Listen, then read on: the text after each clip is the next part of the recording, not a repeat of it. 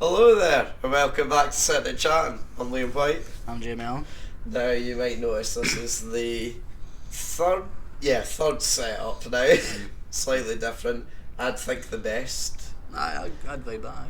Yeah, I would say sorry for being gone for so long, but the truth is that me and Jamie are just both busy people. But I've been looking forward to this for a long time now. I think you have as well, and I'm glad that it's finally set up in the way that it's been like that. I like it now, I suppose. Aye, definitely. Yeah. So, Jamie, how you been? Well, you see, all good. All good. Working away, usual shite. You working? Aye, of course. Besides that, celebrating an awful lot. Celebrating what? Just a certain 6 stars. 6 stars? Yeah. Do you not think that maybe the atmosphere needs to change a wee bit for that? Potentially, Liam. Potentially.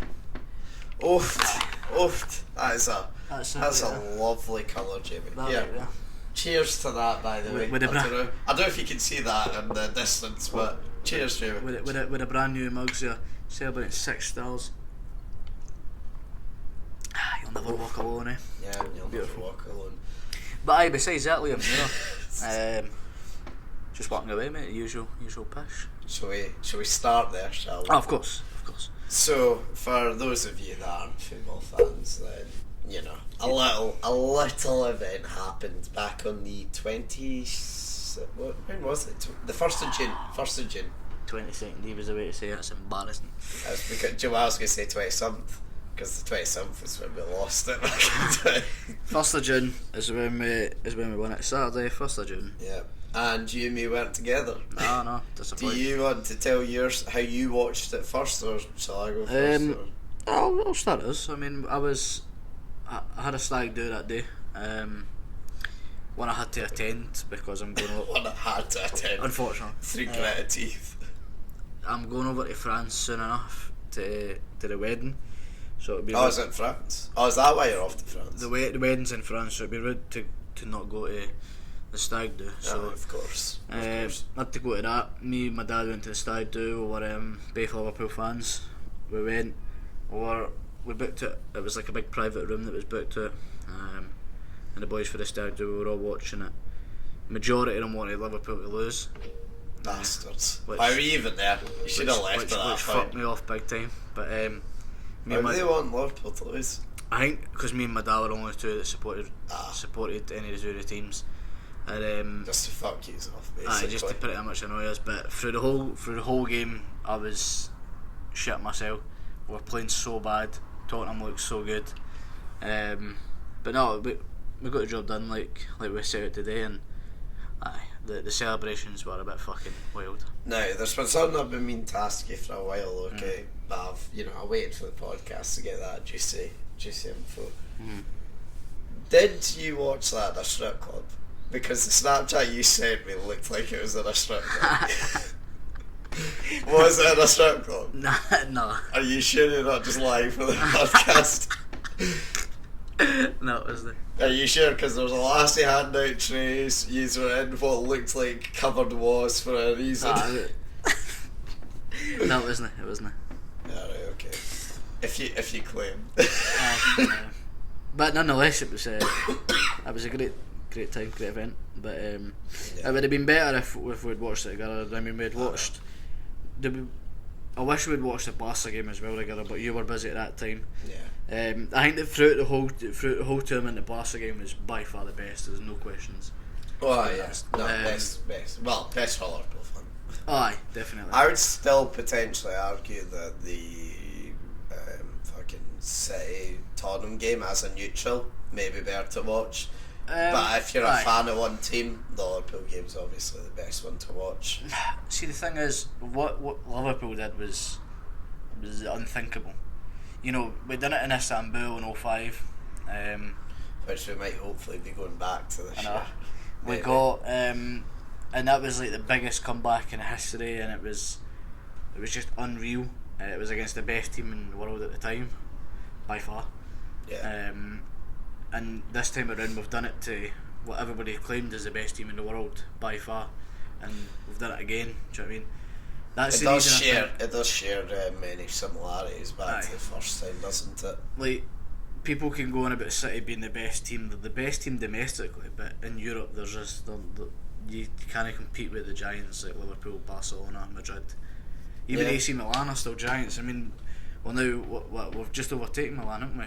We overtook Bayern. We're one behind. We're one behind AC Milan and some like 8 behind Real Madrid, which fair play to them. Shows Real Madrid, they're the European giants and always have been, but AC, to be one behind AC Milan, it's a big achievement. Two Barca as well, actually. With that. Aye, that's right. Aye. So, do you know what I mean? We are a European club. Oh yeah, no, there's no arguing with that as such.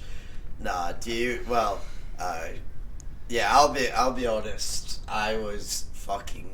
Well, no, okay, so I couldn't watch the game unfortunately at the time, but the Barca game that was. But obviously, when I heard they went through, I phoned Jamie, and because last year, did we talk about the final last year on the podcast? I can't. I know we talked about when we got to the final. I can't remember if we talked. It was like a brief, brief. Because obviously, why would we talk about that? But it was brief. We spoke about it. Aye. Yeah. No, it was. We were together for that one. Yeah, obviously, but I mean the final for me at least. So the semi-final when I phoned you. To put it mildly, it's very difficult to get Liverpool tickets, as you and me both know. We've actually, since the last time we filmed, we have finally been to Anfield. We can maybe talk about that a bit later on, but when I phoned you and you said, "Oh yeah, no mate, I'm like away," fucking that genuinely crushed me. I was so disappointed. I was disappointed as well. And do you know what made it even worse was when I was on the website, it said, "Congratulations, your applications have been accepted for two Champions League final tickets," and I had to turn it down because it was too expensive. Aye, I know. To put it mildly, right, so I think off memory the tickets were 150 each, which is quite a lot, but I'd easily want to stress, yeah. Aye. However, for flights and accommodation after that, minimum £1,000, minimum £1,000. And for the experience, you want to pay it, but it would bankrupt. Well, it would bankrupt me. I'm not sure about you, but it would bankrupt. It's a crippling amount of money though. Yeah. Especially like just one payment, boom, gone. Do you know what I mean? If you paid that up, fine, but as in one payment. Don't get me wrong. If I had the money, I absolutely would. I would absolutely pay the money in a heartbeat. Aye. But it's unfortunately one of those bastard things in life you need to learn when you're older. Like, you can't always afford. You can't. Exactly. I know. But anyway, yeah. So the final for me. So I was watching it in this flat, my new flat. I'll maybe talk about the fun of moving into this later, but it was yeah, I was so nervous for that. I've never been more panicky in a match in my entire life, because the thing is, right, if we came up against Ajax, I would have thought, do you know what, I'm not expecting to win this, but if we do, then we should probably win, but it's not 100% guaranteed. But against Tottenham, we had to win. There was no the banter that would come from it would be. There was no room for. There was no even doubts in my mind that we were going to lose. But see, if we played Ajax in the final, we would have been beat. If we played like that, we would have been destroyed. In fact. Yeah, they're probably looking at that quite annoyed. Aye, I know. But to be fair, Tottenham did well to get there. The Ajax game in particular was. So were you able to watch the full game? Or? I watched the full thing. Ah, right, okay. Because obviously we got a penalty within a minute and 42 seconds or something. And I was basically round the flat. I had two football fans, but not Liverpool fans, and two folk that just do not give a shit about football, but came out for drinks and that. And you should have seen the confusion in their face from having no idea what was going on and seeing me off my absolute tits, to them who, although they are big football fans, probably wouldn't go as mental as me, even if it was their team in that situation.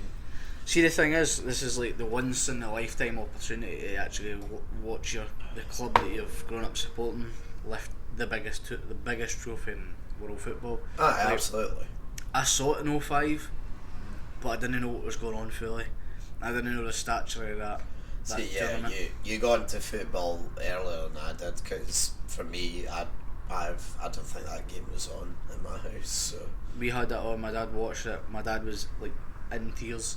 Like, the game was incredible, but as a wee guy at 7-year-old, it was like I didn't know fully what was going on. Yeah, you can't fully understand it. That's like, why I think I was happy, and I watched them lift the trophy, and there's a picture. Like, there's still pictures dating back to me and my dad in front of the telly. Oh shit, is it? Oh, that'd be cool to see. The game was unreal. Like, for what I remember, but being at 7-year-old, it's so hard to think back. Like you look at highlights and you go, fuck, it brings back memories. Yeah. But and that'll hopefully do the same for us. But I mean, it's obviously not the same. The thing is, though, this is one of the very few times in my life I could not care how the game went as such. Like, my mates are sort of saying that we're football fans, like, fuck me, this is a dull game. Like, but I was like, don't give a fuck. Looking at it as a neutral, you'd be pissed off. It's a shit game. If you spent all that money to go out there, I imagine, and if you weren't like a fan of either of those two teams, I'd imagine you'd be pissed. 100%, it was a boring game, but I don't know. If anything, though, that's better for us, because we took the lead early. And I have to say, pretty much all the refs' decisions went in our favour the entire night, so we can't really, there's nothing that I can complain about the refs wise, which is very rare to say. I really do think we got karma made up for itself after Kiev last year and transferred itself. And to be fair, I think we deserved it. Definitely, I would agree. But it was good. Never forget it. No, it was incredible. I only wish that wasn't so fucking unwell. I was really unwell as well after that. Like, I'd had maybe about 2 drinks in the flat and I wasn't feeling great, and then my mate's like, oh, do you want to go out and celebrate afterwards? I was like, yeah, let's go out and celebrate. Went out to the pub, had 1 pint. I was like, nah, do you know what? That's me. I've used all my energy after that. That was it. I mean, the stag do was good, but the main talking point, the main thing that whole night was Liverpool. Honestly, what fanny books stag do on that night? Exactly. Just a second, so I was checking my camera. Yeah, we're still recording. Just checking because it's quite difficult to see on the distance. Yeah, so how was the rest of the stag then? What did you get up to? We went about 2 o'clock in the afternoon. We went to... Fuck, where did we go to begin with? Went straight to a pool hall. Good way to start. Right. Who was this, by the way? Who was your cousin? My cousin's husband to be, or fiance, whatever you want to say. Ah, right, okay. So it was his stag do. We played pool. It was actually snooker, but there was pool tables there as well. Played that with a private room in there. It was about 15 years. Just a good bit of banner. Started drinking for 2. And then after 3 years in there or something, we went for food. A takeaway or? No, to a restaurant. Yes. We got there about 5:30, and then an hour and a half getting Scran, and then we walked along 20 minutes to where we were sitting for the football. It was a big private room. Strap club. Private room. Yeah, you keep telling yourself that. To ourselves. And watched the final, and then watched them lift the cup.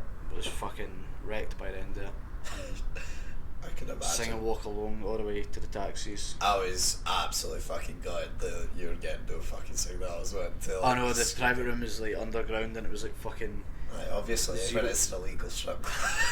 zero bars. There was actually no service. Big cross on the top. I was like, fuck's sake, because I says to you that I would phone you during it and after it. It was a lot of push, but take it as, to be honest, the whole stag do was good, don't get me wrong, but the final was topped it off big time. feel like if we lost the final, I probably would have ended it all there. Just go back in the train home. No, I would have just fucking got run down by a train. Fucking no chance of we losing to fucking Tottenham Hotspur. But did you message me, Jack? No, I tagged him in a few posts, so to solidify. I was going to him. I thought, do you know what? He hasn't been a cunt to me any time we've lost recently, so I'm good. No, I definitely done. I solidified the fact that we'd won. I was like, no, definitely. Aye, so, but nah, like you say, he's not been a cunt to us, so. Aye. Were you up to anything then after the stag do then, or? Nah, him, kebab, fucking bollock naked in the bed. Thanks for that terrible fucking imagery, I really wanted that. That's what it is. Aye. But nah, it was a good bit of banter, but unwell the next day. Aye, ill, but yeah. Off sick from work. That wasn't working. But what I come doing it was, oh yeah fucker. Oh yeah fucker. But Do you get hangovers? no, but I did that time. That's a pretty shitty time to get it out of all the times you could have got I it. couldn't give a fuck. I just witnessed Liverpool lift the cup the night before. That's fair. I wasn't gonna fuck, but no, it was good. Yeah, Enjoyed it. Aye. decent. Speaking of Liverpool, a certain ex-player you wanted to talk about? Aye, El Nino, arguably the best striker we've ever had. One of them, anyway. I'd say for his time period was the best striker. Like for that sort of maybe 2.5 years before he started losing his knees. Aye. Was, yeah, he was. If you know what to do, it's Fernando Torres, by the way. But no, it was. To be honest, it was a modern day. It was a modern day striker. He was the best in the league for 2 seasons. I wouldn't say they had maybe. Like, don't get me wrong, he did come with very special rules at times. I don't think he maybe had, because he was a bit taller, he didn't have Suarez's sort of like close centre to the ground, so he'd be able to dribble past about 6 guys at once and put it top ends. But I'm going modern day strikers like your Suarez, like your own even. But like I'm like going back, obviously we had Aldridge and fucking Ian Rush. We had St. John. Yeah, we've had unbelievable strikers, so I would never put him up at that category. But would you not? Nah, I would. I don't think I would. Like modern day, he was unbelievable, but Russia in particular, fucking unbelievable striker. I did see the day though they did only get like, I think he got something like 69 or 70 goals for Liverpool in like 130 appearances, and then he got something like 20 for Chelsea over the next 120 or 30 appearances. His total. I think he played like 11. It was like 1100 games. I thought it said 700. 700 games. Sorry, you're right. 700 games with. Was it 300 goals? 300, something like that. I think I've got a screenshot here. I screenshotted it particularly for this. Let me see it. And to be fair, he's totally like what he had won was more impressive. Yeah, like even when he was at Chelsea, he was still able to win the big trophies, even though he did decline by that point, you know. So I mean, here he won. He had 756 games, 110 caps for Spain, 298 goals total. So basically 300 goals. Yeah. So 300 goals in 750 games. So like 1 in 3 roughly. It's not a bad return. He's won a World Cup, 2 Euros, a Champions League, 2 Europa Leagues and an FA Cup, but never won the Prem. Never won the Prem, but he did win the league with Athletic. That's true. Yeah, so at least he got that. But he was one of the first footballers that made me like properly fall in love with Liverpool. It was a striker that I fell in love with Liverpool. Him. It helped for us because that was around the time that we would. I mean, for you'd already been watching football a bit more, but for me, that was sort of more my era when I started getting into football. So it helped for me. Aye, wish him a happy retirement. Yeah, I do as well. Even if he did move to Chelsea, I still remember the day in high school. I still remember the day sitting in English going, well, fuck. And he's been a massive meme when he took it round the keeper. And what's his name? What's the commentator's name? Martin Tyler. No, was it? Is it? I don't know. No, it was Martin Tyler that made that fucking. No, what was his name that made that noise? Gary Neville. Gary Neville made that fucking noise. I can't even fucking do my voice at the moment. The memes that were made out of that. So, thanks Torres for that. But Yeah. no, I just wanted to get it in there because one of the best strikers that Liverpool's had by far. Yeah. But no, good player. So, yeah. I actually forgot what I was going to bring up next. Oh, yeah. Moving in here. What a horrendous. What a hassle it seemed. Oh my god. I don't even know how much you know, to be honest, but so when so you'll remember the first setup that we had going way back, if you're an old time listener, was in like a very tall, brightly lit room. Yeah, that was my first proper flat away from dorms, which I was very happy to live in, but unfortunately, I don't think you'll mind. My flatmate unfortunately lost his job, and needed to, well, basically couldn't afford our rent because our rent went up twice in the time that we were living there. Lovely landlord. I'll give you a shout out though, Martin and Co. We're decent landlord. We're decent tenants. Like what do you call them? Tenancy folk. Whatever. I forget the name. Do you remember it?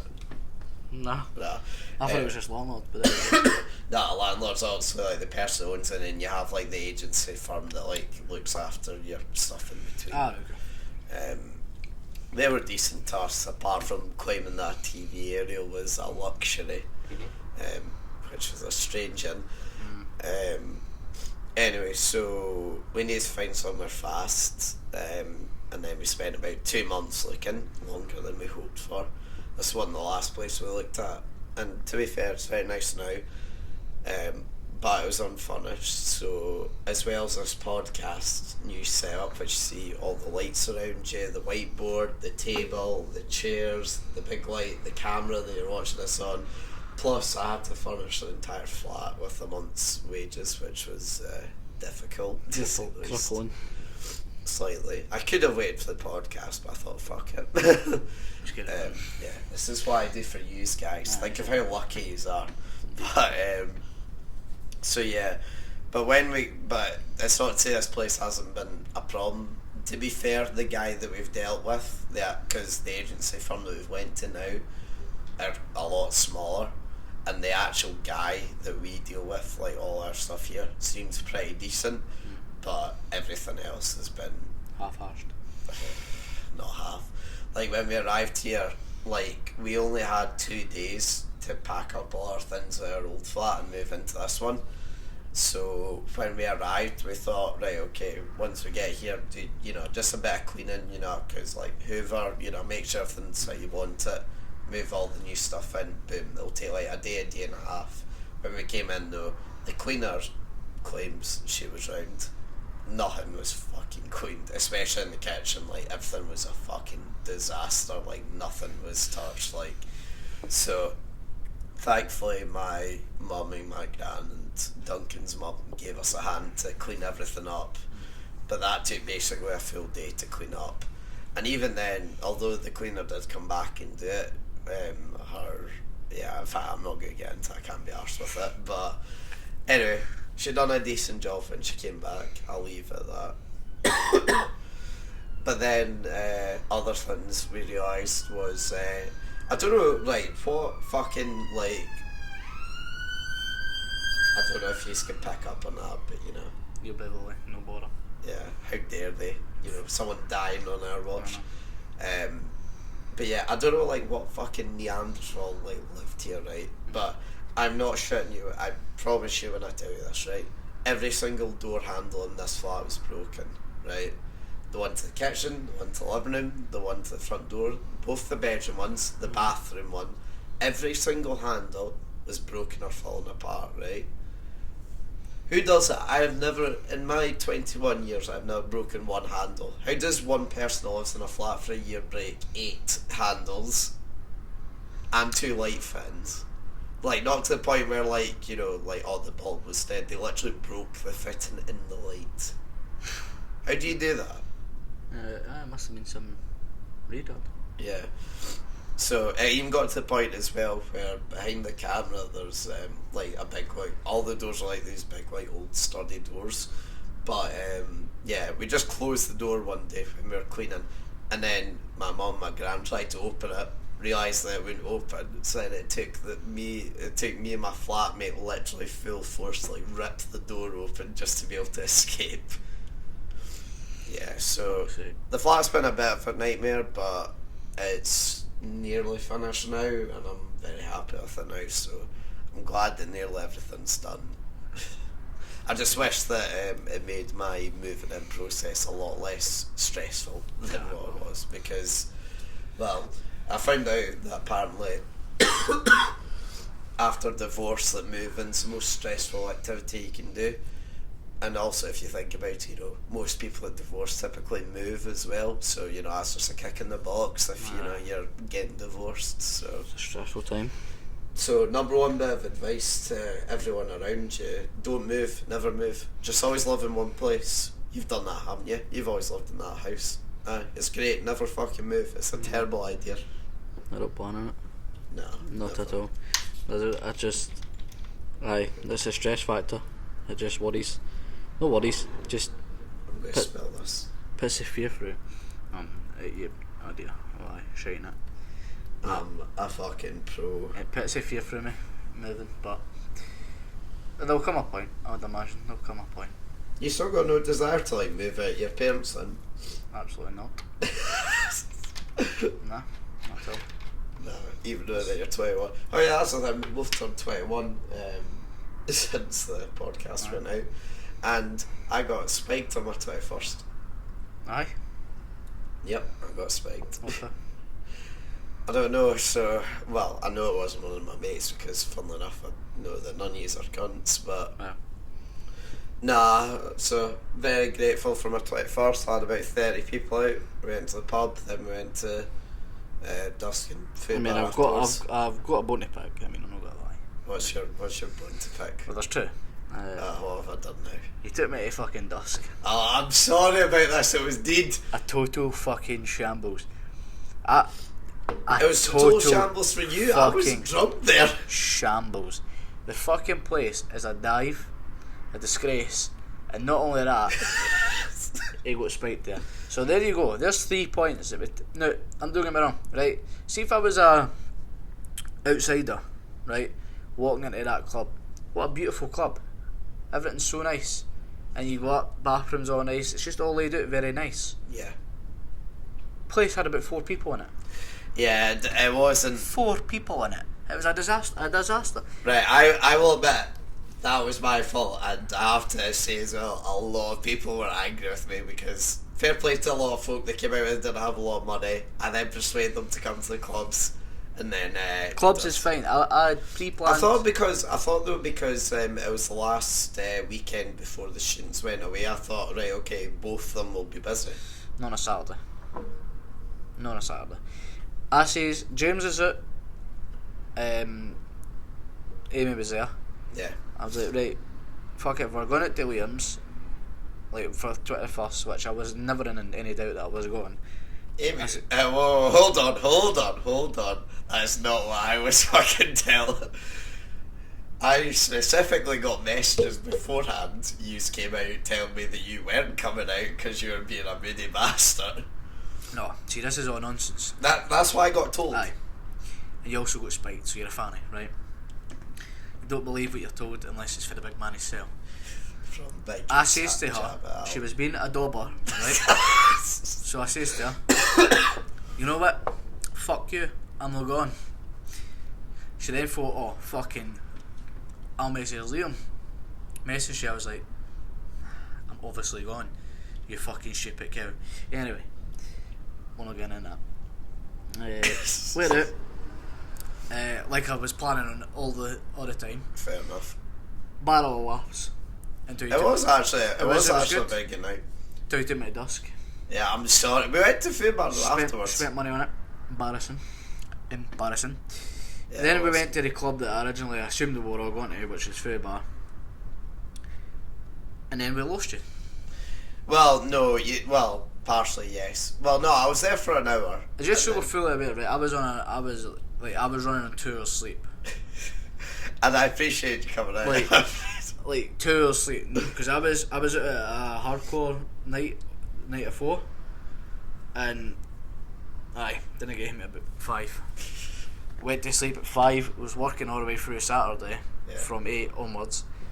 3 hours sleep, but I mean, I don't know if I got to sleep at 8 when I first went in the house. And I can't wait for a shower for no reason.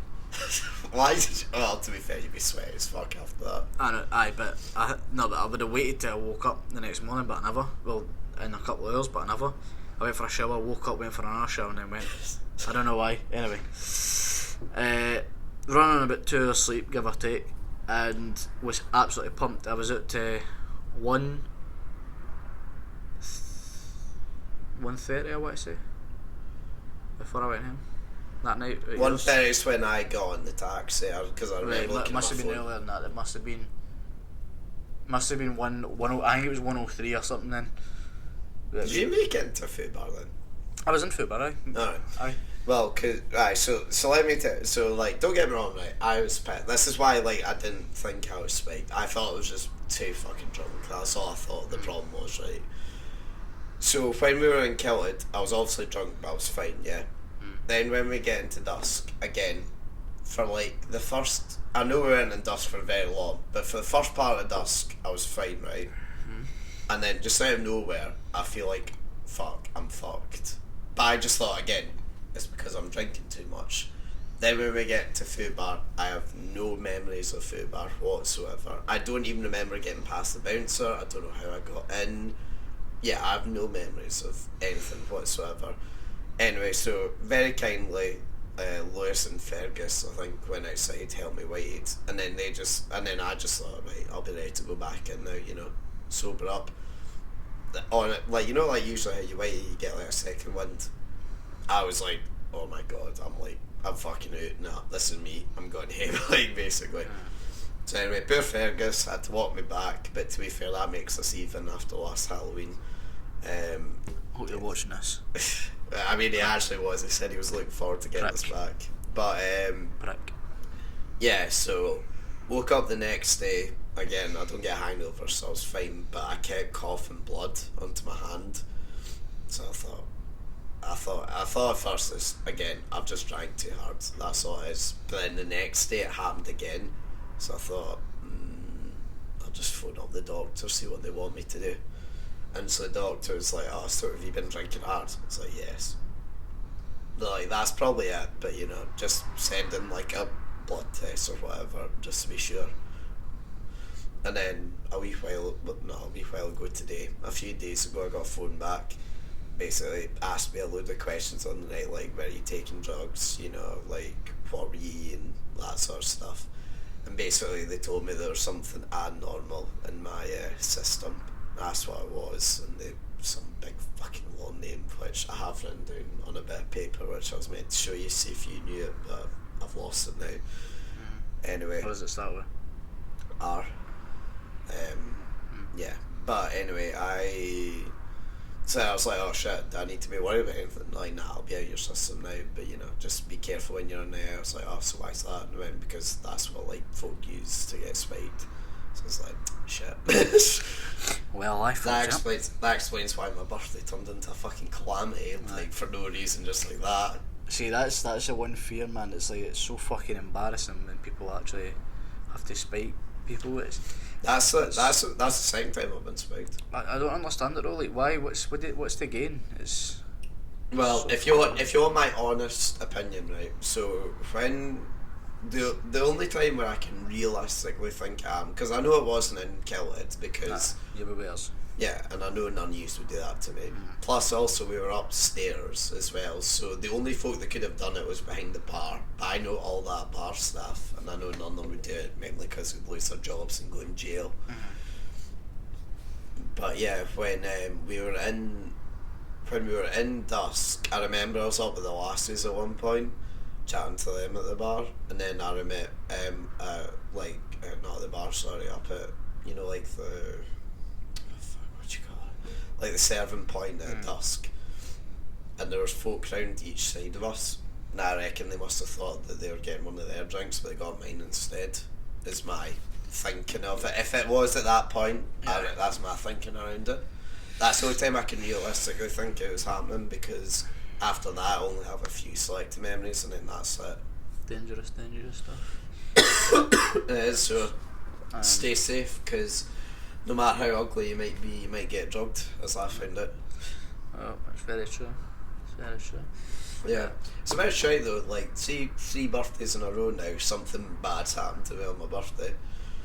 For my 19th, I got a lasso with stilettos stood on my toenail and broke my toenail.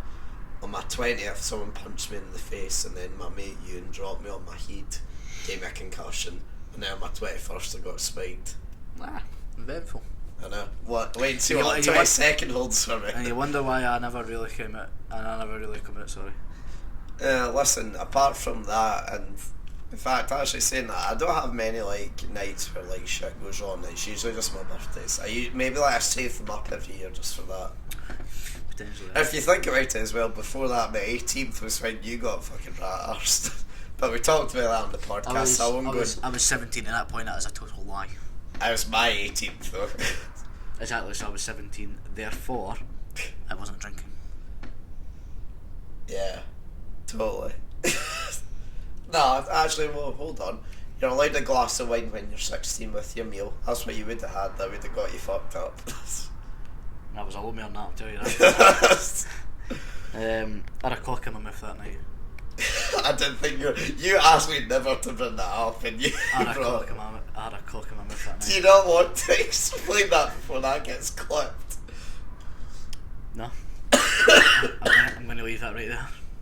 Fair enough, brave you. You're also measuring each other's dicks. That was eventful. Actually, the 18th was fun, aye. Yeah, so all my birthdays are a bit of a disaster, but all good fun though. Oh yeah, so back to the football thing quickly. You know the Europa League final, yeah? You know how UEFA only issued like, I think it was 6,000 tickets each? Yep. Now, obviously, that's not right. There should be more fans be able to go to 70,000 or 60,000 seat stadium. And did you watch the game? The Europa League? I saw part of the second half.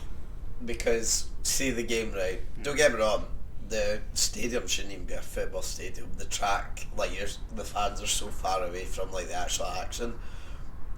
But the atmosphere was one of the deadest for a final I've ever heard. It was so fucking poor. That's why I turned off. I was prepared to watch the full second half. I went off straight away. Because the atmosphere was fucking diabolical. And that's what I enjoy about the game, is because you'll sit and watch it and you'll fucking see all the passing, moving, it's all great. But see, we hearing that your mind switches onto the noise in the background, the fans singing, and you hear their chants, and it's like it's like playing a FIFA game with the sound in the background, doesn't it? Aye, or like playing COD without the sound. It's just that it doesn't work. So, like, my question to you is, so now obviously it's not right they weren't giving us certain amount of tickets, but I heard the argument online, right?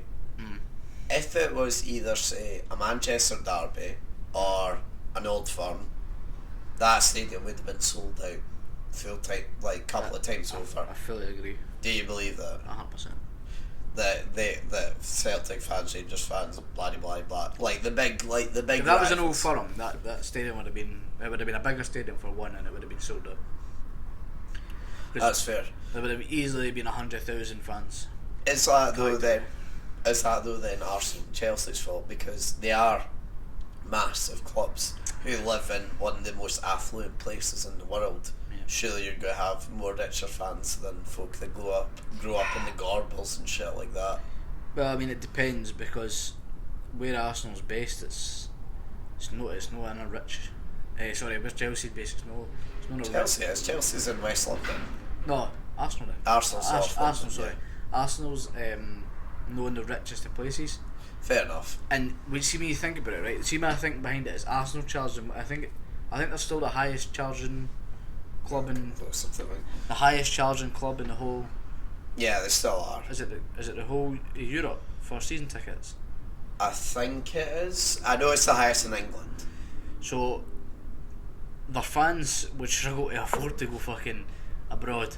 That's a at the fair best point. time. But see if they didn't charge so much for the season tickets, fair enough. But in respect to it being their fault, no, it's no their fault. I mean, at the same time, I would have challenged it if I was a club owner or a supporter. I would have been starting a petition. That's the thing though. Like, no one complained till it was too late. Like, Aye. it's the same with the World Cup final. Did you hear yesterday that Platini's been arrested and they're looking for alternative hosts now to the 2022 World Cup now? Rather than Qatar, isn't it? Yeah. Now, not only has Qatar now finished. I mean, firstly, it shouldn't have been there in the first place. But firstly, there was a stat the other day. Now, I'll probably get butchered a wee bit, but it's something like if they held a minute's silence at the start of the very first game for everyone that died, they would get through something like, I think it was the first 44 matches of the World Cup. Mm-hmm.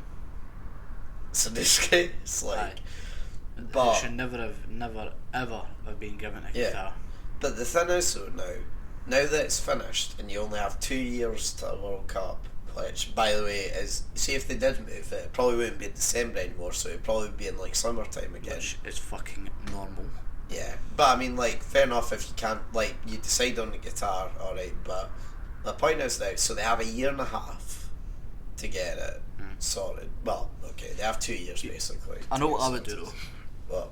I wouldn't give it to one country this year. I would do what the Euros are doing. Have a game in different countries. See, the thing is, right, I think for... It's a World Cup.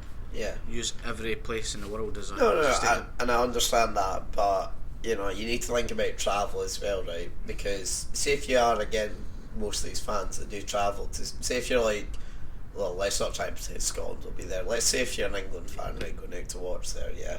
It's coming home. I will fucking deck you. You know, most of these folk, you know, like, even for Russia, for example, when they went there, you could be travelling like 4,000 miles from one end of the country to another, right? No, I agree. Yeah. That's too much travelling for like one set of fans. If they're only going out for the group stages, you'll hope that they'll be in maximum 3 cities, which will be hopefully a max of about 1,000 miles worth of travelling. No, but the thing is, right, so... See if you're like, no, but say like, okay, say the Miracle Island, say Scotland win it, right, and say it's no longer in Qatar. Say Scotland get to the World Cup, right? It's not in Qatar. Say it's in, you know, say it's in 5 or 6 countries, right? How do you feel if, say you and me, the miracle happens, you and me win tickets to all 3 group games, right? But one's in the Netherlands, one's in America, and one's in like, you know, yeah. Imagine doing all that travelling in like a week within each other. You can afford it. No, but this is the thing. You could, right, so see for the Brazil, no, not the Brazil. What was the last World Cup? Russia. The amount of money that flights had risen to. It was like the Champions League final. The flights had risen to $1,000. See, when it's set in one country, the flights are inflated. That's fair. Actually, I didn't think that. Whereas, so you're going to be spending that money anyway.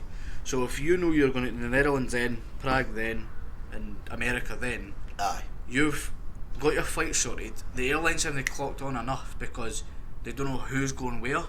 Right. Do you know what I mean? Okay. So right. they know the Tartan Army's going to go in big numbers, so they'll inflate the prices. In Scotland. Right, when Scotland are against Belgium or whatever, right?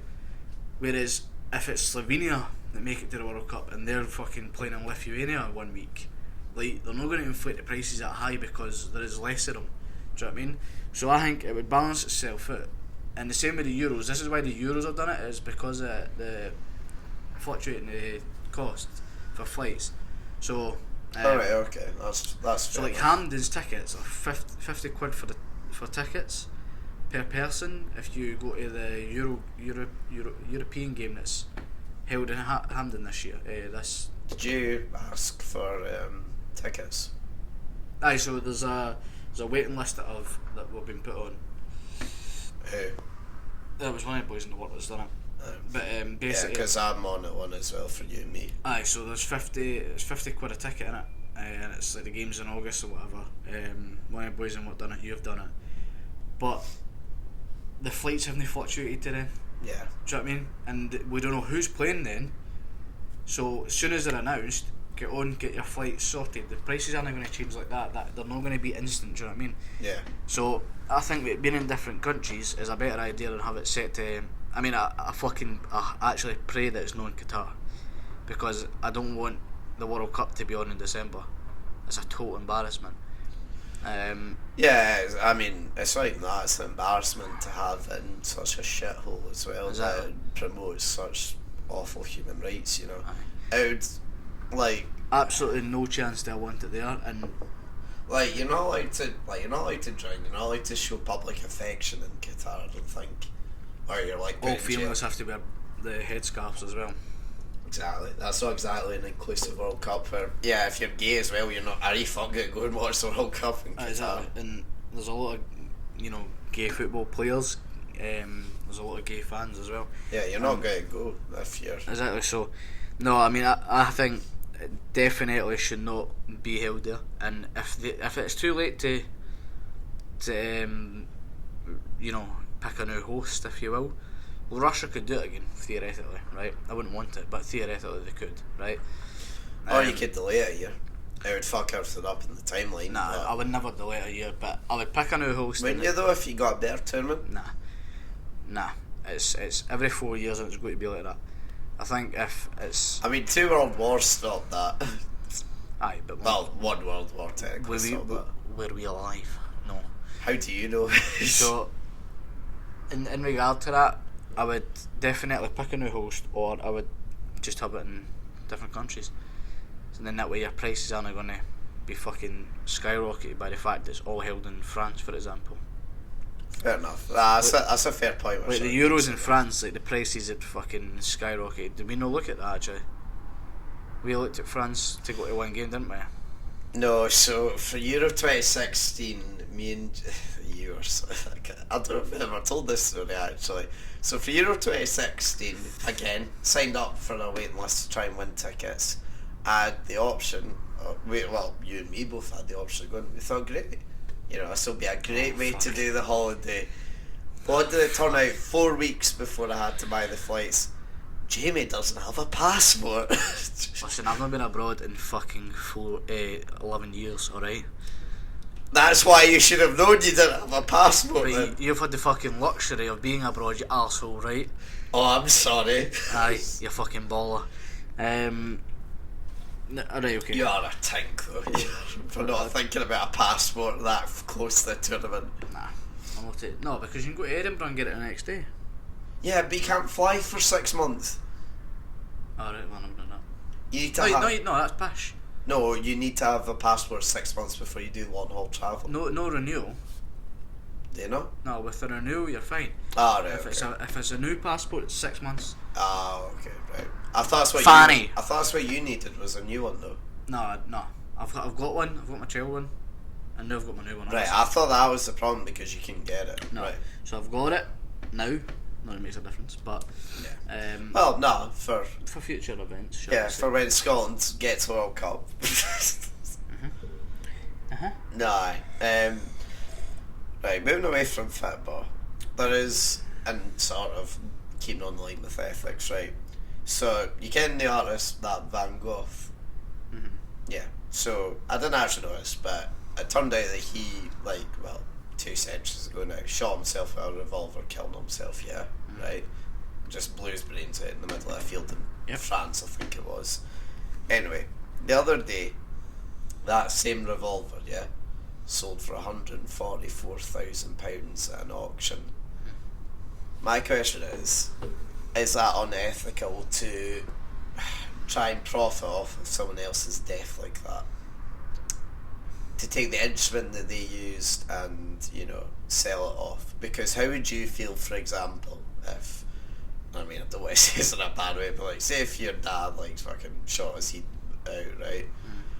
And then you found out many years later that they were selling the gun. How would that make you feel? The difference here being is my dad's a truck driver, and could be a famous truck driver. Van Gogh wasn't famous till he was dead. Right. Here's my looking on it. If I was getting a cut, fine. I don't think they are. I don't think the family of Van Gogh are. Then it's... Is it like the only question is unethical? Do you think? It depends. Depends on the situation. Like what? Right, so say if we Barry down the road got smashed in by a bakey bar, right? Yeah. And everybody hated Barry, and they had an auction, right?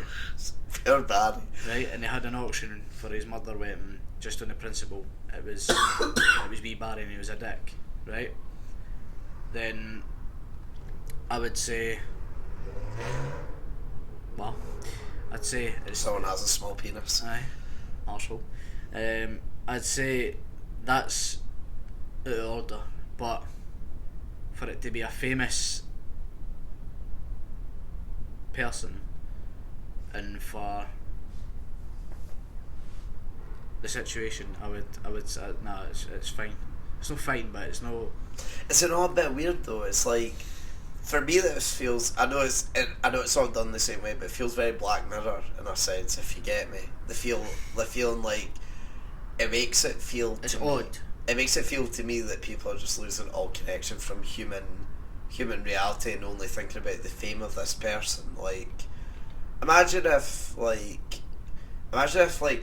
because was it Michael Jackson? Did Michael Jackson overdose? Like, let's say if he did, right? Let's say his pill box that was kept all the pills in. Right. That sold for like 2 million. 2 million, fuck me. Right. I mean, it's Michael Jackson. He's quite famous. Right. No, but is it not like the same thing though? Is it not like, you're forgetting at this point that this person was indeed a person? They're just seeing them at this point as like this. It was a PI. Well, yeah, I'm not trying to. Oh God, I'm not trying to go into the morality of Michael Jackson because he'd be here a long time. Because we all know that he's a dodgy bloke. Okay, whether if you like him or not, you have to admit he was a dodgy bloke. I mean, you finished there. That was Michael Jackson haunting me there. If it was Michael Jackson and it sold for 2 million and it was his pill box, like he had all his pills and they overdosed them. no, because see in modern day that wouldn't come about. Because anything for the crime scene is bagged up and taken away and it's confiscated. No, okay, I get what you mean then. Okay, but say if it was then. Yeah, okay, I get what you mean then. Do you know what I mean? So, like, but see if it did happen though, like. Right, so say somehow the police released it to an art gallery. Yeah. Not an art gallery, fucking museum. Yeah. On the basis that it was Michael Jackson's last ever thing they had before he died. And they wanted to give back to the community where they grew up, just say, right? And then that museum is now owner of that property and they decide to sell it. I'd feel like that's shady and shite. Yeah, no, but like that's my point. Like I see what you mean. Then, like, see if they're doing it to raise funds for the pet, like for the family or the friends, then I think that's more than acceptable. It's weird, but it's acceptable. That's it. I wouldn't say it's weird because it's either they profit off it or it stays with the police. Do you know what I mean? Yeah, but this one wasn't sold like for the family. It was literally just like sold to the museum or whoever it was that owned it. Apparently, it was some farmer that found it. Imagine how fucking like great he felt after that.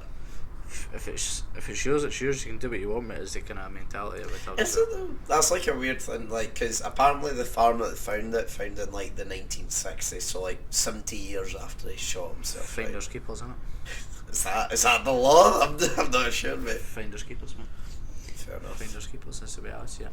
I don't know. I mean, it's weird. It's definitely weird, but these things. There's a lot of weird shit that goes on though. And if it was to break into a debate, I don't think I would take part in it because it seems like there's better issues to discuss than that. Do you know what I mean? It's like you throwing shade at me. I mean, aye. Fair enough. No, it's not. If you were in a heated debate and this was the topic that we were debating about, I'd walk out because there's better things to discuss. I mean, realistically, it's weird, but it's acceptable for somebody of that decade.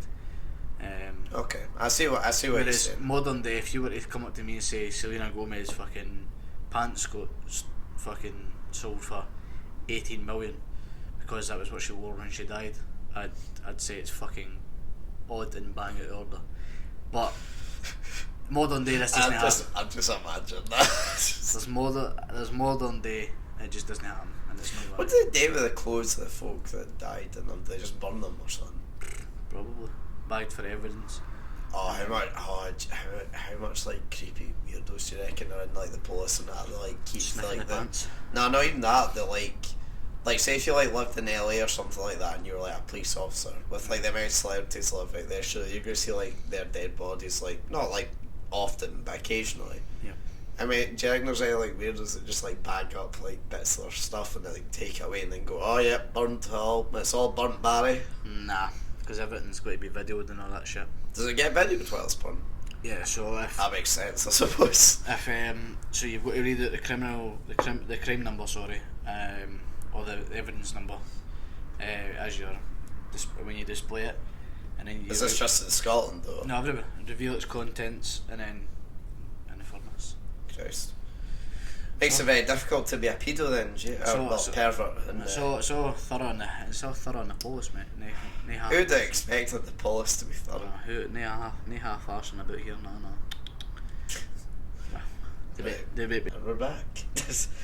You'll notice as well that the camera doesn't no longer cut out every 12 minutes, so you don't get like a very awkward pause now. And the lights have changed to blue.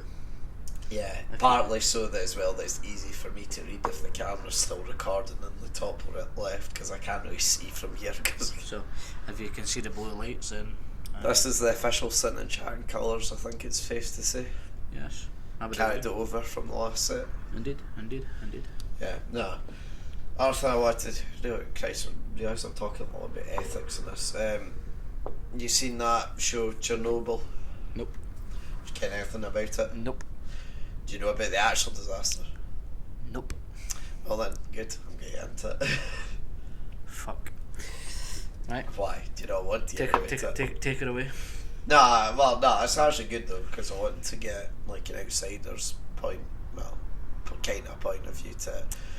So like, it's, from what I've heard, it's very close to the actual tragedy. So back in 1986 in the Ukraine, Chernobyl, there's a big power plant there which coincidentally powers Kiev of many places, and basically some boy in there who, have you ever seen Friday Night Dinner? Mm-hmm. You know, the dad in it, Mm-hmm. like he's playing like the main guy who fucks everything up in this. Shit on it. Yeah, pretty much. He basically gets cocky, wants a promotion.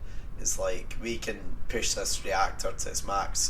There's 4 reactor cores, and he blew the 4th one up by basically trying to show off. And basically the entire show shows how like the folk at the higher end are trying to lie and say that it's not actually that bad when it is actually very fucking bad, and basically the whole of Europe can be wiped out because of this. Right. So basically, it's a bit weird. So when it happens, right, firstly, like, say if do you deal well with like body horror and all that sort of shit? It's apparently as well the whole thing about it shows it's quite realistic to what actually happens. So see, like the firemen that are first response, so like so see the reactor core, yeah, it's all held inside this like graphite, okay. Now if a building blows up and there's rubble everywhere, bits of graphite kind of mix in with rocks and slate and things like that. It's kind of difficult to differentiate. Anyway, when these firefighters arrive on the scene, they're also trying to move rubble out of the way. One boy picks up a bit of graphite, no more than 2 seconds, throws it away, keeps like trying to like go on with his day, and then he starts getting a bit of pain. Then he basically takes off his glove and half his fucking hand's gone, like instantly like that, just melts it away because the graphite's that radiation. It's got that much radiation in it, sorry. Burns through the entire skin, and then they take him into hospital, like all the firefighters are there, and for like a day they're just sitting up playing cards, like, oh, you know, we're fine, you know, we can get back to it. It's only that boy that's been fucked up, and then like slowly you just see them getting worse and worse and worse to the point where, you know, like candle wax, like when it's like half melted, half solid, their entire fucking bodies look like that. And it gets to the point where apparently the radiation even burns away like your veins. So like you can't be injected with any morphine or any painkillers because all your internal organs are shutting down apart from your heart and your brain. It leaves you with basically only those two things to keep you alive. Have you ever seen Seven? No. It's basically like a show where like the guy's basically trying to do some deadly sins. It's got Morgan Freeman and Brad Pitt in it.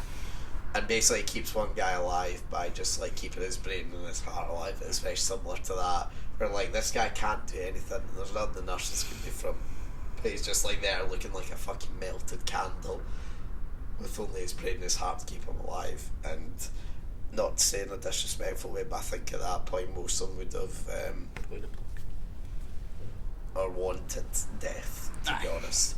And you even see most of them desperate for death. And the thing that makes it interesting to me is that it was so often than not, it showed how much that the masses still rely on the masses, i.e. like the lower class of people. The entire time during it, like all these folk in like the big fancy suits and the big fancy offices are just like, well, at the start they're kind of like belittling the employees, but then as the episodes go on, they're like, oh, can you go and save us? It's really incredible to see how these people were just willing to give their lives for things that they weren't even sure would work or save the day.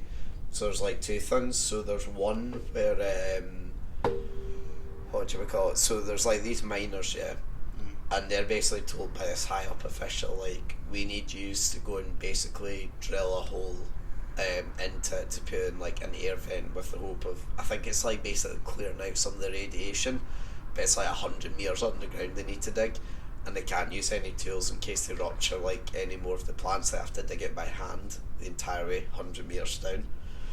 And these guys basically know that they're going in to die because they have no protection gear, because they'll die from the heat underneath if they wear anything. So they have to go and basically skin first and just be eaten alive by this radiation, just because they've basically been like begged by like higher up folk to do, and they basically do it just because they love their country and they don't want others to die. Makes you think, if that happened today, would folk do that in such a heroic way as such? But it was strange because you could clearly see that all the higher ups were trying to bullshit the lower down folk that were doing it by trying to claim it would be okay. It was dangerous, but you'll be okay. So like at one point, I think they hit about 70 metres. They asked the guys in charge for like fans, because they're gonna because they're getting far too hot underground. And they basically are like, I can't really do that because, we'll push up all the radiation like around you, and then it'll get inhaled in you. And you're like, and this guy's basically like, well, what the fuck do you think we're inhaling 70 metres underground? We're not inhaling like fresh air, we're only inhaling like the toxins. And it's at that moment it hits up like the higher up guy that they all know that they're basically like killing themselves for it.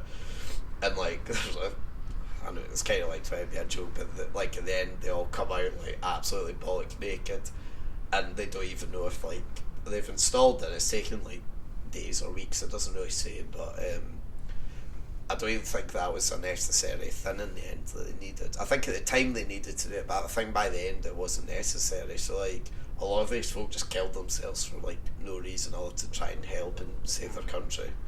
And it really shows you like how noble they are. And so I just remember something as well before so because as well back in that day not many people were aware of the radiation dangers. There's a thing called the Bridge of Death, which is, it wasn't obviously called that originally, but the bridge was located like 20-30 miles away from like the plant, and like when the explosion went off, all these people went to go and watch it, but they thought because they're so far away, wouldn't do them any danger. But because of the way the wind was blowing, it was only blowing radiation into them, and it was that horrible moment where, because we as the audience know what's coming and what's dangerous, but they don't. So it's like you're screaming at the TV like, get away, you know, oh shit, get away, because there's like kids there and they're just watching, and it's very clever because like shows like wee tiny like specks like going into like their mouth and their nose and that, and you're just like, well fuck, they're dead. And apparently every single person on that bridge not only like got cancer that, but it was like passed through every single one of their generations up until like this current point in time, like where we are now in 2019. So like that one decision, which seemed very harmless at the time, basically killed generations of people.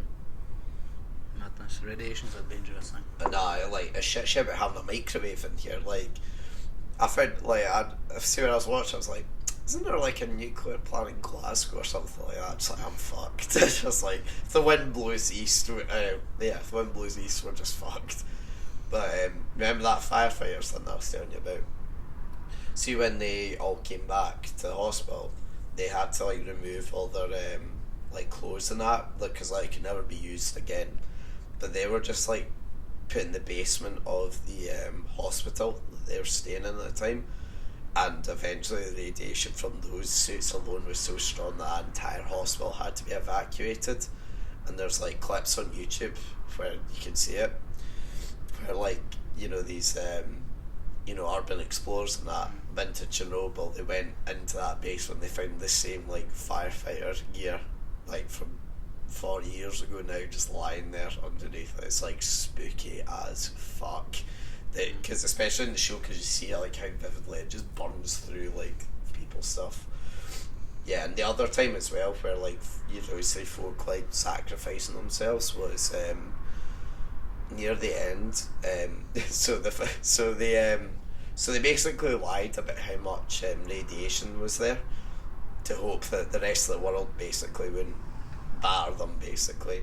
So Germany sent a robot to try and clear all this graphite off the roof, you know, it's stuff that burns through your hands and that. But as soon as the robot was put there, it just shot off into this last state-of-the-art robot. It couldn't handle it after like, as soon as it went near it, just died instantly. So like, fuck, what do we do now? So they basically said that they had to get volunteers of like 20 folk to go up into the roof to remove it manually, because there's no other way. So here's a brilliant way to try and keep each person safe. They said you'd only be allowed on the roof for 90 seconds at a time. You get given a shovel and you have to just try and remove as much as possible. But of course, if you're that close to it anyway, as one of the guys pointed out, it doesn't matter if you're there for 90 seconds or 10 minutes or an hour, they're still going to kill you. So they might as well keep going, but they're like, nah. just keep going. And anyway, one of the boys thought he was just kicking away rubble, but he actually kicked a bit of graphite, and he was wearing like they were given like these, what you were told, protective clothes at the time, but it was just like your standard, like slightly more protective clothes. Anyway, like he kicked it away, and then like you could see him walking about a wee bit funny for a second, and he looks down, like half his fucking boot's gone. That one kick like just fucking like disintegrated the boot, and you can just see like his eyes just go, fuck, I'm gonna die, fuck, I'm gonna die, fuck, I'm gonna die. And you really see like how brave they were to like do it. Aye. But the one other one as well, and what would have been for me the most scary part was, so it turns out about midway through that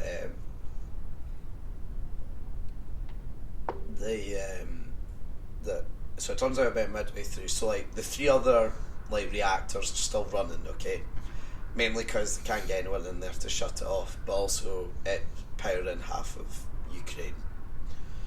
So they went there, however there was a flood underneath it, right? And it basically was discovered that if any of the uranium basically drips through their cores into this water, you get an explosion the size of 3 atomic bombs. Right. And the radiation from that would wipe out half of Europe, which is what I was saying about it was literally save the world sort of thing. But there was obviously no power in this because all the electricity was fried. So they had to teach 3 scientists how to be divers within a week. So they had to teach them how to like be underwater divers. then send them into this. They were told before, unlike everyone else, these folk were actually told, when you go into this, you'll have a week to live, and that's it. And unlike everyone else, so actually, these people are outside of the reactor zone, so these people are actually safe. But they came back just to do it, even though they were told they'd only have a week to live after they'd done this. So then they had to go and dive underwater in the pitch black. There's like nothing other than like a wee handheld torch in front of them, so they'd have to go around to be able to like turn off like the reactor and be able to like drain the water.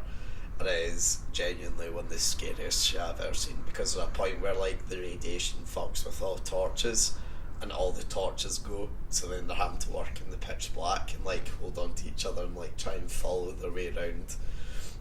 But the one good thing about that is that two of the people, it turns out, that actually went and done that survived, of the 3 scientists. So small positive, but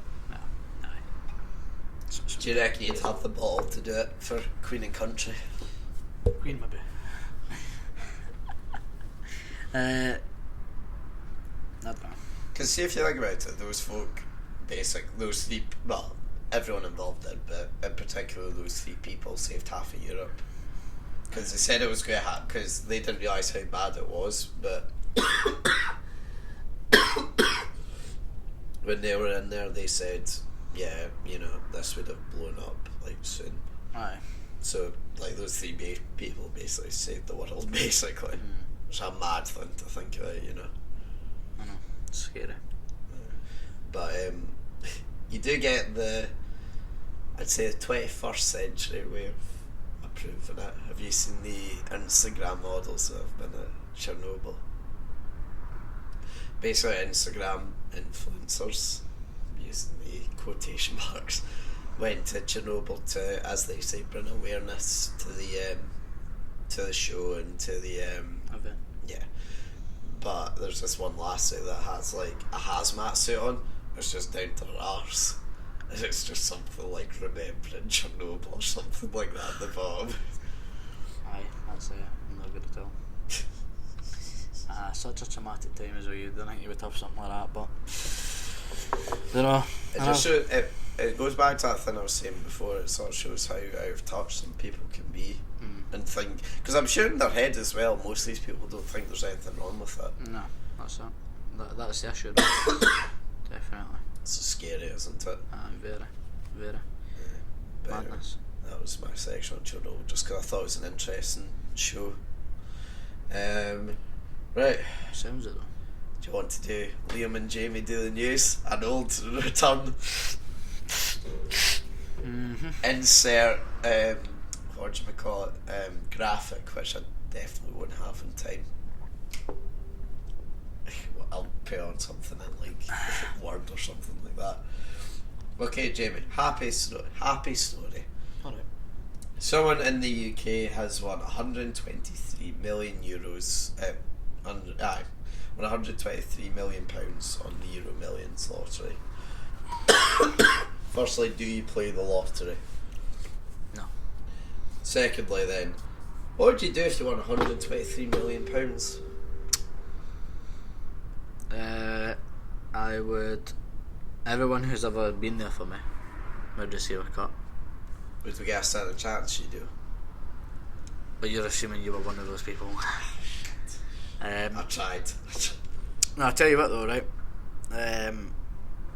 I would definitely stop some people from working.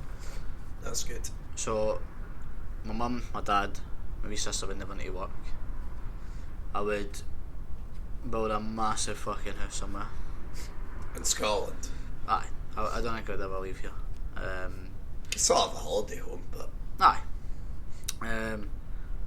Massive fucking house here. I would bring some of my mates out of work, set them for life. You would be one of them. Yes. Champions.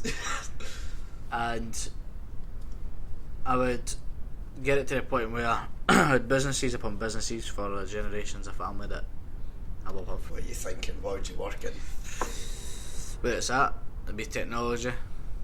Well, What, in technology? Well, I would invest in major companies. I'm just expecting like Wolf of Wall Street, you'd just be fucking locked up within like a year for doing something dodgy. No, I would invest in technology companies that's already there. I would definitely share the wealth. I would give to charities. Of my choice. So Strathcarn Hospice would be fucking balling, shall we say. But no, charities, I would make sure my family and friends would the benefit. And Thank you very much. And then I would say I was left with 80 million. God. Let's just say, right? I would invest in Rangers. Well, I didn't know that was coming. I would probably give about 30 million to Rangers. What, for like just in general, or would you ask for something particular? Well, I'd be a shareholder. Right, okay. And then Did you get onto the board like that? Don't know. I'd imagine so. I would if I could, I would join the board, and I would definitely make decisions that would benefit the club, unlike some fucking retards we have at the moment. Do you want to share some names? Absolutely not. I was about there. You were thinking about it, weren't you? No, but I would make sure that Rangers benefited from my wealth, because I would make that back slowly but surely. I would make that back.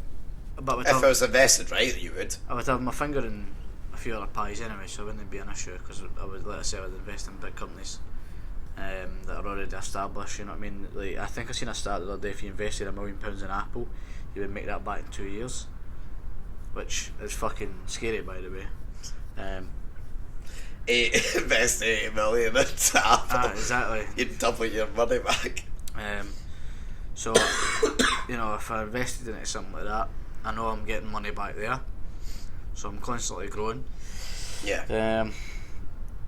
And so then throwing 30 million at Rangers might be a bad investment, but the thing is, it might bring us trophies, it might bring this, that, the next thing. Yeah, plus it's something you love. It brings general happiness upon all this money I've got. And then I would get a holiday home, like you say, and I would take the family across every single year if it fell. And spend it right. But it's hard to spend. That would be hard to spend, I believe. I think I'd fuck it. Nah, I mean... what was it, 130 million? Nah, say for someone that's won the lottery, but say for someone that doesn't play the lottery anymore, I think a lot about winning the lottery, but see for... first thing I'd do, pay off my mum's mortgage, make sure that was sorted. I'd also buy my gran a holiday home in Brittany, because that's her favourite place. I would then buy myself a fallback house in Stirling, in case if one day everything did go to shit and I had to sell everything, to make sure that in case if everything did go wrong, I'd at least be able to live comfortable, at least enough, like buy like a 3-bedroom house somewhere in Stirling. Then I'd probably buy a plot of land in Stirling and build myself a house from the scratch up. Depending upon what age I moved in there, I'd probably move in with my mates if I could, you know, have like a 8-bedroom fucking mansion with pools and shit. YouTuber on the go here. I wish. Get scripts up and running. I would actually have a podcast room though. I'd have like a proper like studio set with like studio equipment. That's a good one. What would I also do? Buy a holiday. I'd buy multiple homes. I'd have that one in probably Spain. I'd have one in what I'd do, buy a house in Liverpool, and then I'd buy a season ticket. I'd buy you and me a season ticket there, so whenever we went down we could stay in the house and then like go to the games and that. Smart. Probably have a house in London just because for going out or whatever, seeing the sights. What else? That could be something though. A house in every city. I'd have one as well. Every capital. Yeah. I'd have one in America as well, and then with that rest of the money I'd probably genuinely invest in property, because property is a good investment to have. Definitely. Plus as well, I'd make sure my mates would never, if they wanted to, would never have to work again. And I'd also buy a pub because I've always wanted to own a pub. Odd, but okay. So It's one way to finish it. I mean, I've always wanted a pub on like the West Highland Way or something like that. The property, I agree with you, definitely. It's a good well, if you do it right, it's a good way to make money. Aye, definitely. Maybe hire like a stockbroker or something like that, and just get him to like do stocks for me. Do a shite, aye. And then, like you said, charities. I honestly don't think I'd give money to football, just because. No, why not you support fucking Aberdeen? Actually, maybe I should. That would be the highest event. I'd easily get on the stock board. You'd be the fucking owner, you fucker. I don't want that pressure of being the owner. That's not pressure, it's fucking Aberdeen. Fuck off. Inverness. Yeah, I can't. Nah, like, don't get me wrong, I love football, but I'd rather. Well, you will give to football because you'll be buying season tickets for Liverpool. Yeah, no, and I'd buy a season ticket for Aberdeen as well. I'd probably buy a ticket as well for my dad, so me and him could go. You know what I might? I might in fact buy Celtic and then liquidate the bastards. You wouldn't get Celtic for 120 million. No, but I would pay for enough of the shares to be a major shareholder and run the fuckers in the ground, dude. Well, unfortunately, you've just gave away your full plan on. Let's be honest, I'm not winning the lottery any fucking time soon. Unless wakes up tomorrow. Unless people want to share the wealth, I'll take 30 mil. I mean, I'll take a couple of grand. In fact, I'll take £5,000. I'll be more generous. 3. Go on, sponsor me instead. I'm poorer than him as well. He doesn't need the money as much as me. You heard my sob story about my flat. But no, lottery. It's I don't know. It's one thing that I never played. I done it when I was 16 and 17 because it was only £1 for a ticket, and then it moved up to 2, and then I thought it's not worth it. Because I've got my luck on betting on football. I've also given up on betting on football because when I started when I was in 4th year, I was really lucky. And then when the 2014 World Cup came around, I had about £100 that I'd made from betting, and then within that full tournament, I lost it all. And after that, I've only done betting very infrequently. I bet on like the big things. So I put a tenner in my account when I first turned 18, right? Yeah. And I have never ever put another penny in my account. That's not bad. And I'm sat at the moment at about £420. I actually can't be arsed with it though, to be honest. Like, it's too much. I feel like it takes the enjoyment away from me. I don't ever bet on games that I want to swing one way or another. And I don't. So you'll never bet on like Rangers or Liverpool? No. So if for example I'll put a Cootam on Friday. Yeah. For Saturday and Sunday's games, and then I'll know go back to it on Sunday. I'll go back to it Sunday and look at it. The worst one ever for me was I put a £5 on, and I was in the pub and I asked all my mates to make predictions. Now none of the mates I was with liked football at all, so like whatever they gave me was going to be completely random. Now I forgot about all this and went to work. Came back from work, realised 7 of my 8 coupons had come out correctly. I was going to win £2,000. It's like, fuck, what's the only one left that I need to come out? All I need is a Liverpool win against Hull. I'm going to win £2,000. This is great. We lost 2-0 to Hull. That is the angriest. What? Was it not a cash out? I did cash out and get £150 bill, so I could have won £2,000. Aye. There's been those times. Like there was one in particular that almost made me stop. After that, I didn't bet for 6 months. Well, I put £2 on, and it was an 8 team Cootam. 8 teams are always the worst though, because guaranteed you'll never win them, and even if you get close, that fucking heartbreak gets to you more than anything. It was an 8 team ACCA, and it was the last team. The last game was Liverpool Man United. And what did you put on? I put Liverpool at 1-1-0. Which was this? The one we drew 0-0 with him. This season? 18.5 grand from a £2 bet. That's how ridiculous the game. Seriously? Because I put like It was during the point. I think it was during the point. Christ, that's nearly like your full like year's earnings as well. Aye. That would have killed me. I would have actually fucking thrown my phone. Was it like the 84th minute or something? We hit the post, or we came so close. I was literally on my feet, sweating. I thought it went in, didn't go in, and then it went from sweat to sheer tears, and I was like, £2, 18 grand. I cashed out though, and like £100 or something like that. Aye, no, it wasn't as generous as that. £84. But my cash out prior to the game starting. How much? £2 grand. 4.5. Aye, I was confident. Don't bring it back. No, the thing is, right, see if I was given the option, right, to either be able to win, to be able to win that lottery, right, or I would get to know the sports results for any match I chose to, I'd easily pick that, because do you know how much money you'd win from knowing every single sports result? I know, but you would get banned. Somehow you would get banned. No, if you done it carefully enough, you wouldn't. If you done it sparingly. Imagine that though. Like, there would be no like betting you ever company see Back to left. the Future?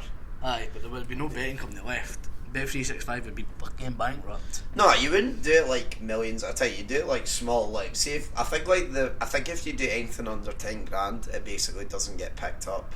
Like if you make a bet that it's like under 10 grand, they can't like look into it.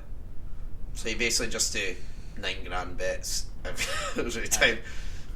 Also as well, what are they going to fucking prove? What are you going to say to them? Oh well, mate, actually I can travel to the future and tell all the sport results. Aye, sure mate, who are you fixing this bet with? As well as like, because I know the bets of every single one, it's not like I would have to do it as well in like one league. It'd be disappointing as well though, do you know what I mean? Like imagine knowing Liverpool's going No, to no, here's what I said though. If you could choose to know the result. Okay. So like, I don't have to pick a lot. I could do it for like Newcastle or Swansea. The thing is though, knowing me, I would shine back out and just be like, I need to know if Liverpool win the league. And then just like cry and just profusely. Sitting and chatting podcast, right? We're going to do a Premier League predictions for this weekend, and I'm going to get them all right. And then just like James just said, like, Jamie, I'll bet you £10,000 I get all my predictions right. Aye. James is like, no fucking chance, sign me up. Just possessing your house. No, but I would probably do that as well, because eventually you would make that money. Oh, you'd easily, like, you could make it within like a weekend. I mean, you'd be fucking stupid to, because you'd get picked up fast as fuck, but like, as well, like, I wouldn't even need to, like, say if I wanted to as well, I could just do it through you and be like, I'll give you half the money if you. But imagine if you do like, imagine you do a 36 team ACCA, and it was like, well, you know that one, the Sky Bet one, where like you can win if you get like 8 scores correct or something like that. Just do that once, then you've got $1 million, and then you use that $1 million to invest in other like betting apps from out. Aye. Madness. Aye, I would do that. Yeah. One final bit of news I wanted to talk about. So, EA, well, not EA, the vice president of EA says that the loot boxes are not gambling, they're like Kinder eggs. It's his justification for them. Kerry Hopkins, who's speaking in front of a video game addiction group, has said that there's scientists looking into the addiction process behind it, where he claims that video games are addictive. In response, EA said that it's more like Kinder eggs for kids rather than making it addictive. So gaming in general, or loot boxes specifically. Right, okay. Loot boxes are a... Do you think loot boxes are an issue, especially for youngsters? I don't think they are. I think the in-game purchases are. That's what loot boxes are. Oh no, I thought you meant the actual, you know, the crates that come out with like random No, shit. I'm not talking about, I mean like, you know, like if you buy like, you know, like if you're like COD and that, and like you can buy like... in-app purchases, definitely. Yeah, that's what I mean, yeah, it's the same thing. Like opening packs in FIFA, there's no better feeling. there isn't. There isn't a better feeling. Maybe sex, but there isn't a better feeling beyond that. Like, nah. Sex, FIFA packs. Aye. Like, packing Messi. That's just next level, isn't it? But, I mean, I don't know. It is an addiction. It becomes an addiction. Do you think, though... Not like COD, though. Do you think though that it's actually not as such the game company's faults, but it's more the parents' faults for not stopping them? Which is one argument that's been put forward. Because most parents don't know what they do online. 9 times out of 10. Yeah, but it's not their responsibility to find out. Yes, but parents in this day and age, I see it first hand. None of them know how to use technology because they're not growing up with it. And if it's alright, like my mum coming into my room and going, "Oh, you want to buy this?" I could just say it's a game. There's a tenner there for a game, a tenner here for a game, a tenner there for a game. It becomes a point where as a parent you go, right, no, you've had too much money. But that's what I mean. But to know what they're buying is hard. Yeah, okay. Well, do you think then there should be more advice out there for parents specifically? I'd imagine so. Like, but it's so hard to give. It's so hard to put it out there. Do you think though as well it puts kids, because obviously kids are more impressionable and easy to show emotions more, like get angry more than that if they don't get like messy or whatever in a pack? Do you think that then this puts them on a stage later down in life where they become addicted to like gambling and anything like that? There's a potential, but it's hard to say, isn't it? Well, because loot boxes and like gambling like that are totally banned in Belgium now. Like you can't buy FIFA packs or anything like that in Belgium. Do you think more countries should follow that? I think more countries will. I think if they really want to stop doing it for kids, then just make it so that part of the game's like 18 plus only. Or wait, why do you need to have a card? Is it 16? 16. Well, 16 plus then or whatever. Make the game like a 12 But then plus. you're starting like FIFA as a 16 plus. No. I'm saying like make certain content. Or can you do that? Nah, probably not. No. I think the games would be That's labelled. my idea. I think the games would be labelled as and what the age verification is, because like obviously FIFA's free and above, I'm sure. Is it? Aye. Yeah, you're right. Actually. And like COD's obviously 18 plus. So for COD you'd be able to get away with it, but Aye, exactly. So for COD, like they could continue in-app purchases because. And then at that point, companies like EA it should only be adults that play the game, because you shouldn't be able to buy the game. Yeah, and the whole point is that kids should be able to play games as much as adults. Like I got GTA when I was like a wee guy because my auntie bought me it, and it's like I never knew any different. I got to strip clubs and stuff. Like yeah, but what do you think about that? Because my my dad, funnily enough, was actually really against me like watching like 18 films or playing like COD or whatever, but my mum had no issue with it. See, I had no interest for it. That was my issue. Like I don't like I don't suppose any of the two of my parents would be that bothered, but I never had I've never known the issue because my auntie, like I said, bought me games. She pre-approved with my mum before she bought me GTA and stuff. Aye, but obviously your mum didn't really know much about games in it. No, she did, but the thing is my mum was fine with it. Okay. And my dad was like easy going with it, that's what I say. But so he doesn't start, I imagine like swearing like fuck it us, then it doesn't really matter. Well, that's it. Like, would you like say if you had kids, what age would you say is like the minimum you'd let them get an 18 like film or game? Because I don't think games are as bad as like films. 21. Nah, I don't know, 12, 13, because that's. I think that's fair. That's when they're at high school and they know more than us. Yeah, plus also as well, they can just torrent it off the computers at that point as well if they want to. So exactly. See the porn age verification thing's got pulled back again. Aye, obviously. Like that was a weird way to describe that, pulled back. Yeah, I know. Well, can you cut that out? No. It's a fucking joke anyway. It's a joke. Could you imagine being fucking 12 and having to... Oh, I felt so bad the other day. One of my friends was saying to me that their mum recently figured out that they can block porn on like the router, but they've got like an 11-year-old brother, so like he's now like can't watch porn at all. Leave the house. Fuck it, up the road. Imagine how much bollocks that would have been though if you had porn. I will only rat them out on this, but I will say that one of my friends used to have to come round to mine to try and download porn because there was blocked at theirs. That's bad crack, that. Nah, no. That's shite par, isn't it? That's not good at all. Not good at all. Not would take for that. On that happy subject, is there anything else you want to talk about, or just let us? No, I think that was over it. It's been good to be back, hasn't it? It felt a bit weird, a bit rusty.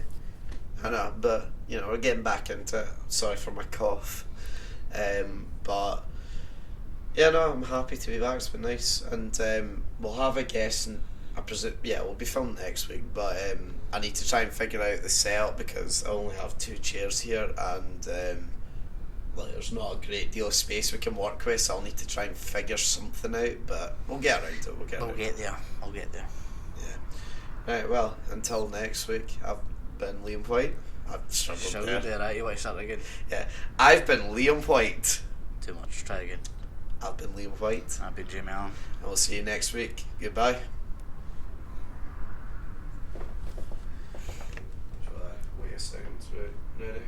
3, 2, 1.